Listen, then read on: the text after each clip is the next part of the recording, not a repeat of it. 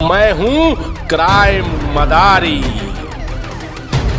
गुरुग्राम में सामने आई निगम के एक जेई की दादागिरी। बीवी का मेकअप बिगड़ा तो जेई ने बिगाड़ी सैलून की सूरत। सैलून में कराई अवैध तोड़फोड़ हुई सीसीटीवी में कैद। अब पुलिस ने दर्ज किया है जेई के खिलाफ मामला। वर्ष 1981 में आई अमिताभ बच्चन अभिनीत फिल्म लावारिस का वो गाना जिसकी बीवी उसका भी बड़ा नाम है तो सुना ही होगा ना। गुरुग्राम नगर निगम के एक जेई ने इस प्रसिद्ध गीत में नई पंक्ति जोड़ने का बड़ा साहस करते हुए ये साबित किया है कि जिसका पति जेई उसका भी बड़ा नाम है। दरअसल इनकी बीवी गई थी एक सैलून जहां बिगड़ गया उनका मेकअप और बीवी की शिकायत पर तैश में आए जेई साहब ने पल भर में बिगाड़ डाली सैलून की सूरत। सेक्टर 38 के इस सैलून में इस जेई ने करा दी अवैध तोड़फोड़। फेशियल और मेकअप का 5,000 से अधिक का बिल देना तो दूर, सैलून के मैनेजर और अन्य को दे डाली सबक सिखाने की धमकी। सैलून के साइन बोर्ड को कर दिया चकनाचूर और कर्मियों से की हाथापाई। लेकिन ये पूरी घटना सैलून के सीसीटीवी में हो गई कैद, जिसके बाद अब अपनी पुलिस जी जेई साहब के खिलाफ मामला दर्ज कर जुटी है तफ्तीश में। कहावत है कि सैया भय कोतवाल तो डर काहे का, और जिसका पति गुरुग्राम नगर निगम में जेई हो तो उसका तो वैसे ही नाम बड़ा हो जाता है।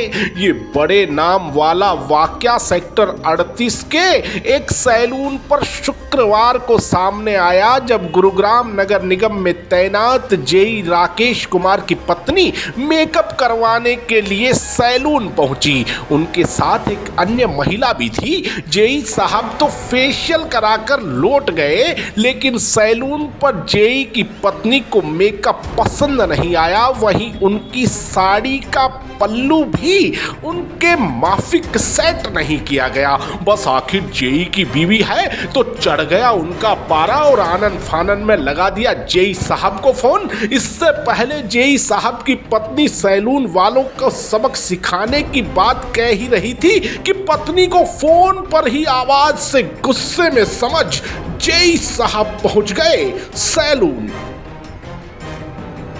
इसके बाद काफी देर तक सैलून के मैनेजर से गुस्से और जेई के तेवर दिखाने के बाद वे बीवी के साथ सैलून से वापस चले गए। ये देखिए सीसीटीवी में कैद हुए जेई व उनकी पत्नी सैलून में आते जाते दिख रहे हैं। कुछ देर बाद जेई राकेश कुमार दल बल के साथ सैलून पर पहुंचे और कुछ ही पल में सैलून का नक्शा ही बिगाड़ दिया। बिना किसी विभागीय आदेश और शिकायत के ही महज अपनी पत्नी को खुश करने और जेई का रोब दिखाने के लिए सैलून पर करा दी अवैध रूप से तोड़फोड़।